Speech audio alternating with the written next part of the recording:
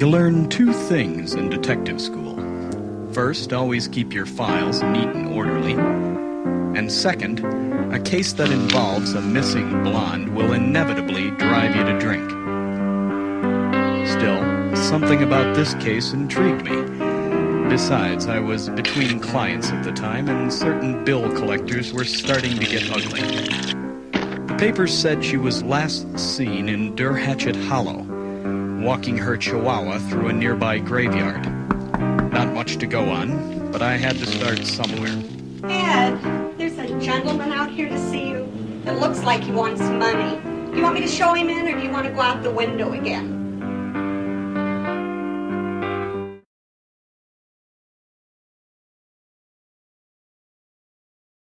He wanted money, all right, Thank you, Mr. but it was Spectre. for a good cause. All proceeds go to the orphanage and are, of course, tax deductible. I don't mean to pry, but your secretary mentioned that you might be driving out to Hatchett Hollow tonight. It's a very evil place. I want you to have this. It may save your life. It's a vial of holy water. $12. Tax deductible.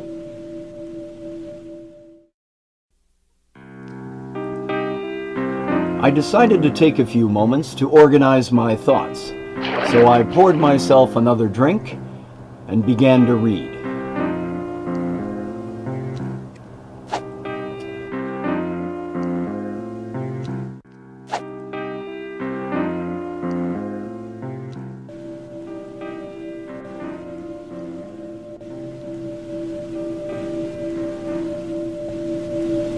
I passed out sometime around midnight. As I slowly regained consciousness, I was touched by my secretary's concern. Ed, are you all right? Poor kid was crazy about me. Don't you think you ought to start looking for that girl? I mean, I'd like to get paid this week too, you know.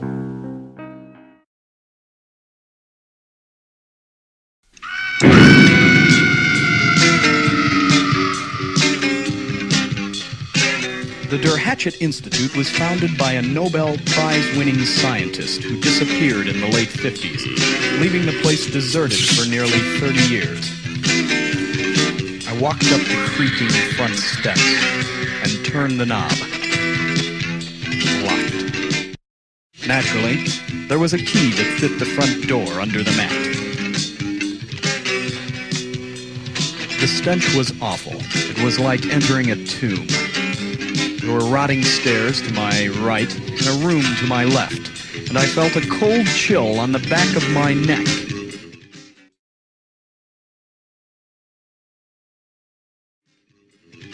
I whirled about in time to see the wind slam the door shut.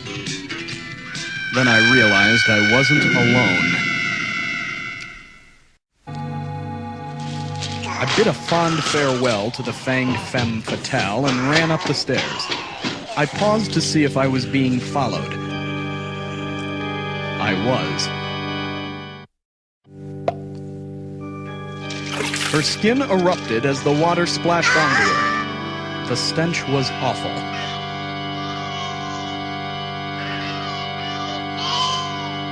The second floor looked dark and uninviting.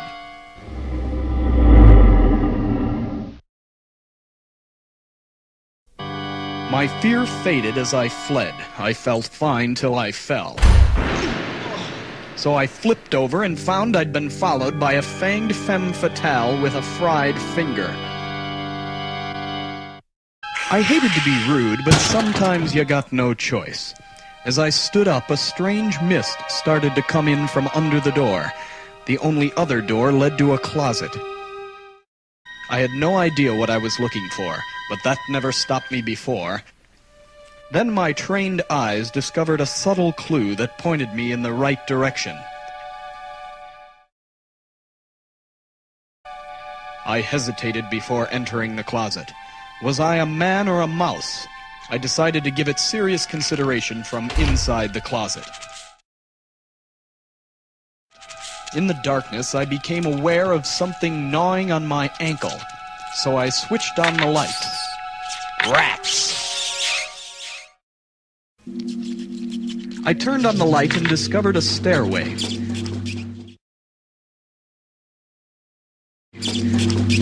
The stairs led to an attic. A trail of green ooze leading off to my left.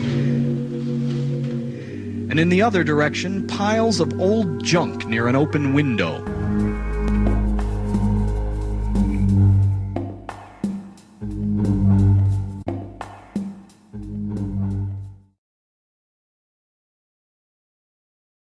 The slime led to a glowing crystal sphere next to a rotting, slime-covered pirate chest. As I gazed into the sphere, I saw a piece of garlic, followed by a mouth only an orthodontist could love. I gazed into the sphere, out of order. Just my luck. I opened the stinking, rotted pirate chest and discovered, naturally, a stinking, rotted pirate. Knife in one hand, small wooden box in the other. I reached for it, but I wasn't quick enough. While I struggled to keep the pirate down, I was also struggling to keep my lunch down, and not doing well in either department.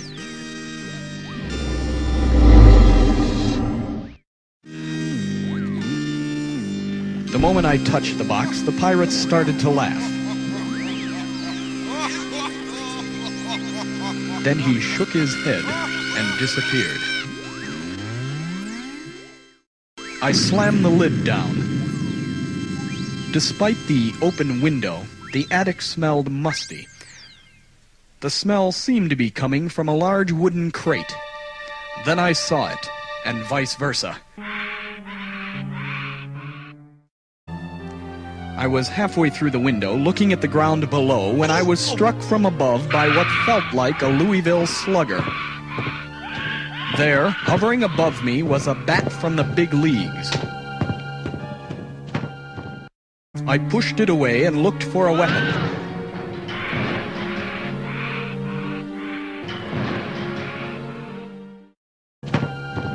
I grabbed the rope and a trap door opened. I fell for what seemed to be a long, long time, and hit the ground hard. Fortunately, I broke my fall on something soft. Well, what do you think you're doing? Mother doesn't like anybody playing in her laundry. Do you, Mom? That's right, stay out of my laundry. Why don't you run up those stairs where the butler's been nice enough to hold the elevator for you? I'm just a frail old lady who's... That's right, you heard her. This guy was obviously a psycho. On the steps above me, a green ghoul gestured gracefully.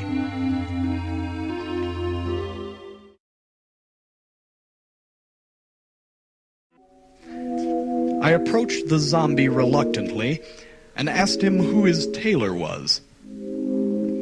His response was to push me backwards into a rickety old freight elevator.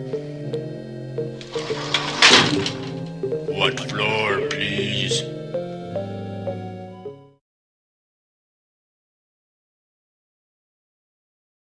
First floor, everybody out. Watch the door. We arrived on the first floor and I got off.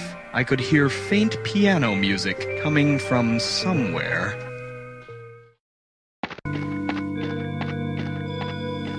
The room was crawling with vermin. It was one of Vasellini's boys. Spectre, you're a hard man to locate. Secretary told me I could find you here. Time's up, Gumshoe. Mr. Vasellini's authorized me to pick up on all outstanding home improvement.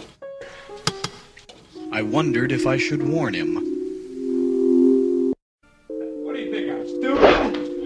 It got him, No! whatever it was. I grabbed the gun and ran into the next room.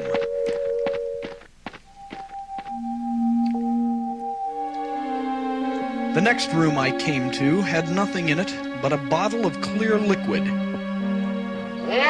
Suddenly, the walls started tumbling down. Smashing through the wall was my buddy the gangster, now some kind of zombie. I struck a match and tossed it his way. That seemed to discourage him.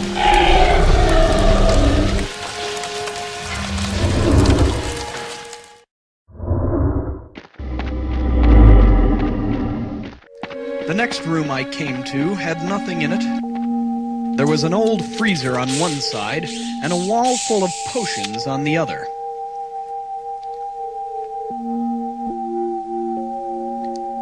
Just as I started to examine them, I heard a scream.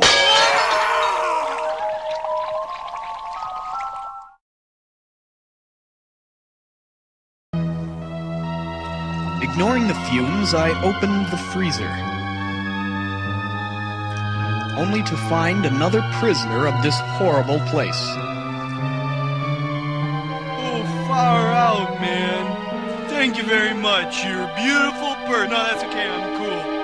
Man, I thought I was going to be stuck in here forever, man. There are some crazy people running around this house, man. Couple of chicks you gotta watch out for. You know, if today's Thursday, I gotta be at a Jefferson Airplane concert on Thursday. Well, I gotta get back to my brother's house. He lives in Fresno. You wouldn't have a car by any chance. You wouldn't be going near Fresno area. Fresno's really not that far. Who put this tag on my foot? He was, unfortunately, an obnoxious jerk who didn't have anything intelligent to offer. You want money or a cigarette?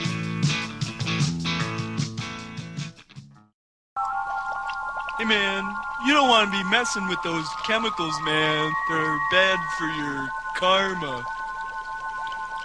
I read the labels: extra strength potion, instant steak pill, anti-grav tablets.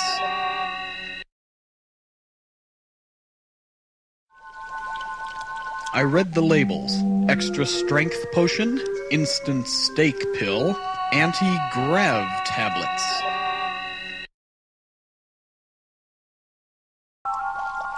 Hey man, you don't want to be messing with those chemicals, man. They're bad for your karma.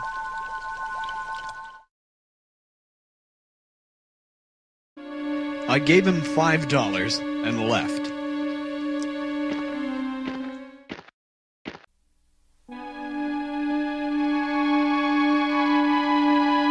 As I ran into the next room, I heard the scream again. Returning to the hall, I glanced up to where the sound came from.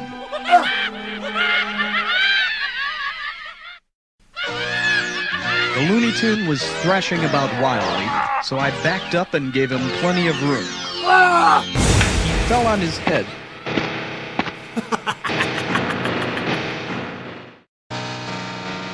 I ran through the door and found myself near the elevator. I pushed the button and waited. There was a green door to my left and a stairway to my right.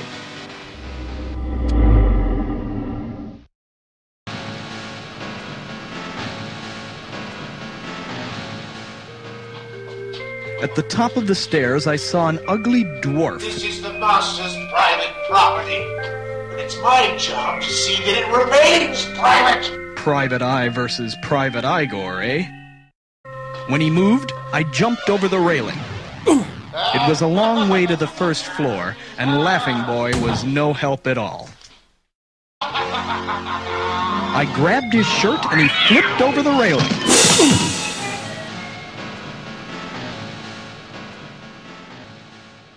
The second floor looked dark and uninviting.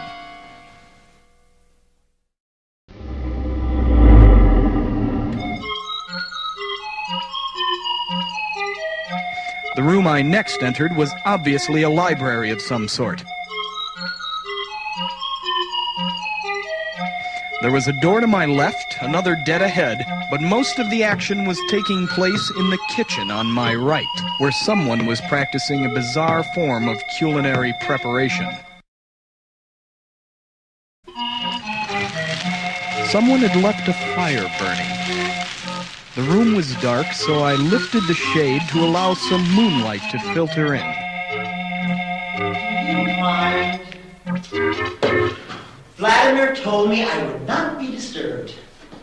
I suppose an evening of intellectual stimulation tucked away from that dog-eat-dog world is simply too much to ask.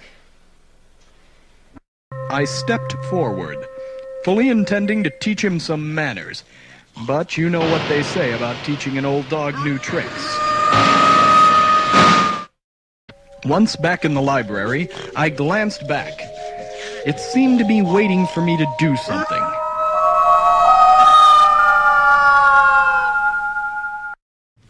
I grabbed a stick and whistled a few times.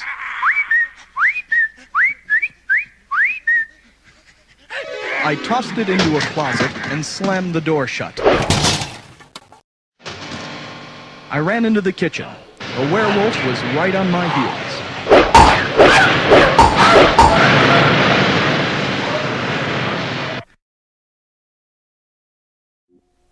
This room seemed to be a lavatory.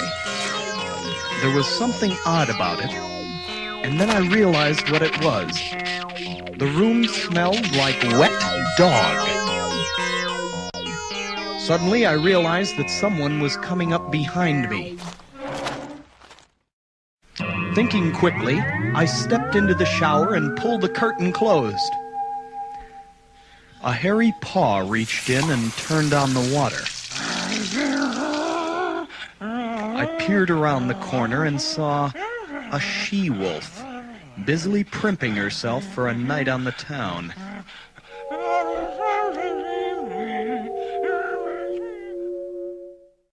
I whistled. She turned and giggled like a schoolgirl. Then she started towards me.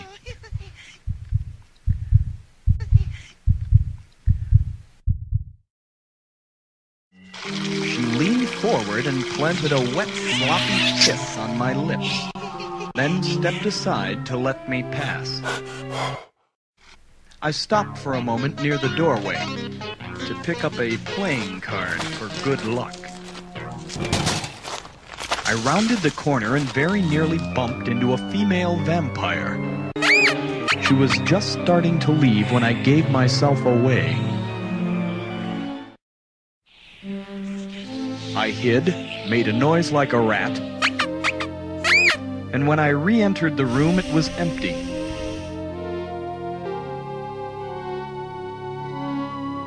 There was a closet in the corner with doors on either side of it. I opened the double doors and ducked as a broken-down bed bounced into the room. She rose from the bed like smoke from the burning book. I yanked the sheet from under her feet. She cracked her head as she fell off the bed. Eat your heart out, Mother Goose. I opened the closet door and hurried in. A moment later, I was in another hallway. I was reaching for the door handle when suddenly... The one you seek is in that room, but she won't be living with you. Do you want to know why? Because of the inherent power of the vampire over the inferior human will. Then she smiled, revealing teeth that would look more at home on a wolverine.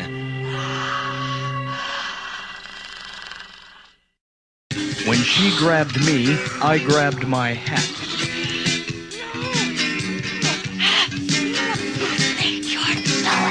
As soon as I entered the room, I saw the girl on the bed. I had to move fast. The hat trick wouldn't buy me much time.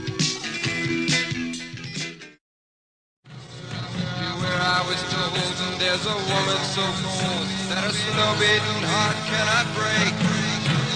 To love you tonight while the full moon is bright. To impress her, you best bring a stick. I hid behind the curtain and watched in horror as the room filled with female vampires.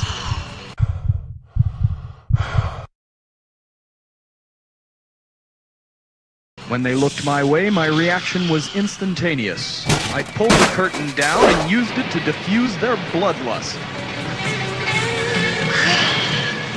I grabbed my hat and got out the way I got in.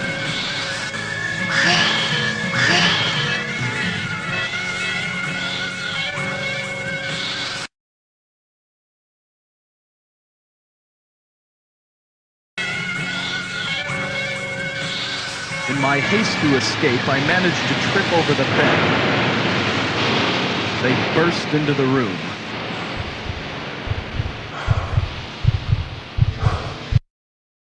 I remained where I was till the last possible second, then jumped up, grabbed the bed, and flung it into the wall.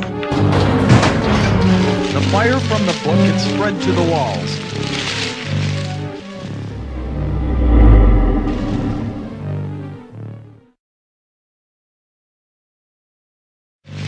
I backed out of the room. I called the elevator and got right in when it arrived.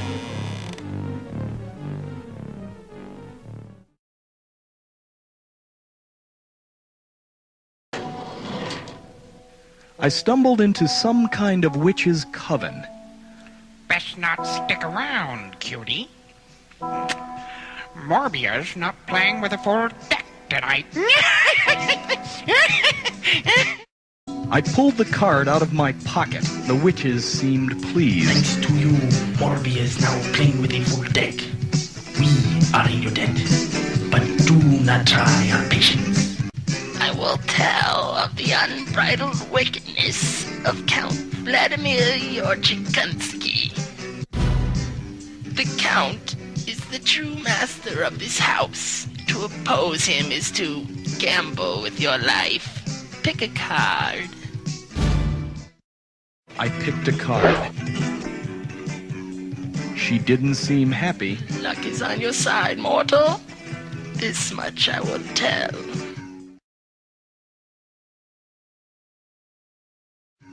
The Count has his reasons for hating the seasons. Now go!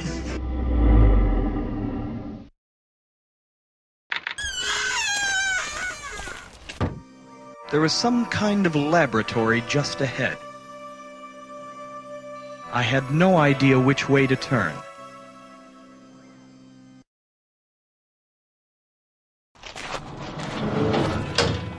I thought I heard someone coming. I tried to hide. No sense trying to hide, Mr. Spectre. I am Baron Otto der Hatchett, and your name is Mud. We have ways of dealing with trespassers here. What could I do? He had a gun. Think fast, gumshoe. You take 3 trips on a merry-go-round and grab 7 rings each trip. What do you get? A difficult question. Very good.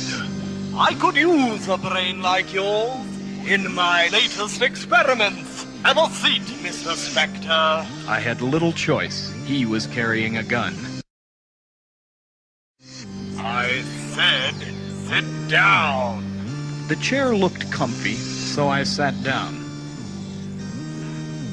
The chair strapped me in automatically. In just a few minutes, your brain will be occupying that massive body. Does the concept appeal to you? Was he kidding or what? Missing girl? No, I think you probably want to talk to my cousin, Count Vladimir Yorchikansky. You know, if he hadn't persuaded me years ago to have a simple brain operation, I probably still would be working for the good of mankind in hangnail research. Baron der Hatchett was nutty as a fruitcake. No matter. Let the experiment begin!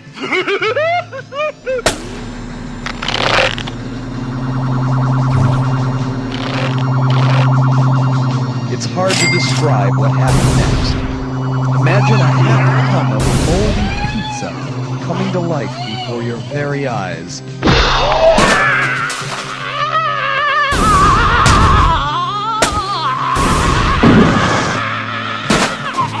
If I lived through this, I was going to need a new suit. I broke free just in time to be grabbed by the monster.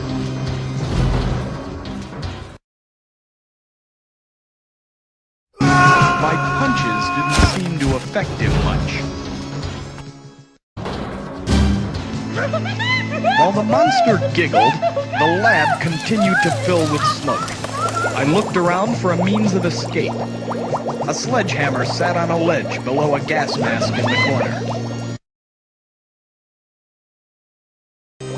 I couldn't budge it, but Larry Lugnut hoisted the huge hammer without popping a stitch. The machine looked ready to explode. I hadn't a moment to lose.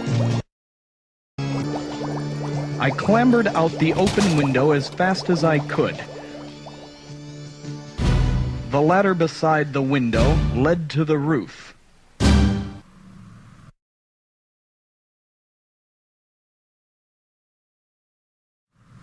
As I pondered what to do, a face appeared in the window.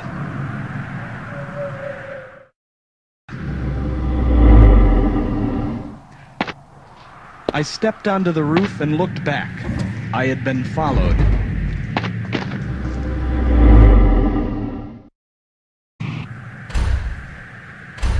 The creature advanced and I retreated, with dignity, till I felt his icy hand on my ankle.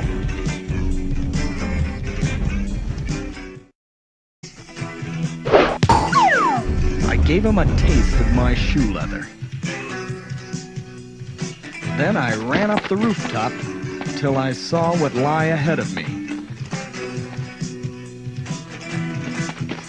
I was definitely in trouble.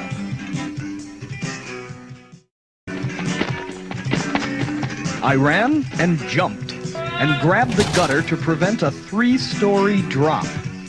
There was a window in front of me just beyond my reach. I tumbled through the window and fell hard. Someone or something was sitting across the attic from me. At long last, the detective decides to pay a visit to his host. Have you enjoyed our hospitality so far? It was difficult not to listen. His voice had a strong hypnotic effect. You don't know me, but I know you. Each time you lapse in consciousness, I get to know you a little better. Come, sit. Drink with me. It's something I picked out close to your heart. That was my blood he was sucking on. What makes you think I know where she is? Did you visit the Hatchett before coming to see me?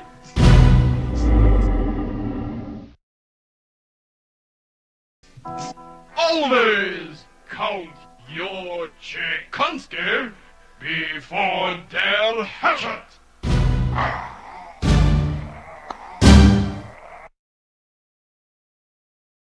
I lit a match to help things along. You fool! Yes, my finger's on fire, and so is my house from the looks of things.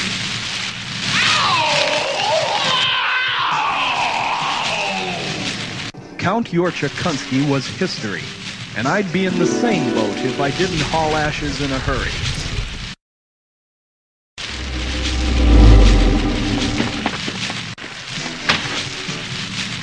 I pried the window open and jumped through.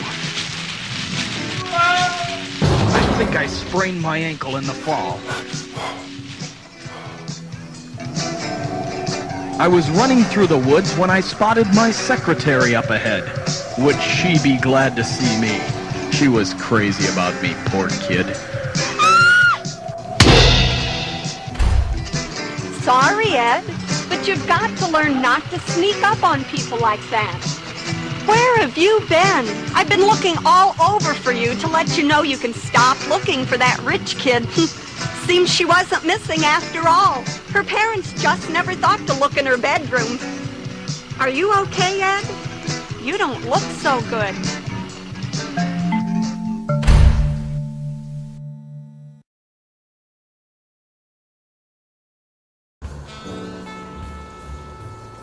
It had not been what I would call a typical case, and, to be honest, there were a few times when I thought I wouldn't make it.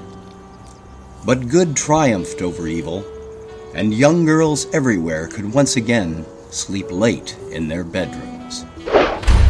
Case closed.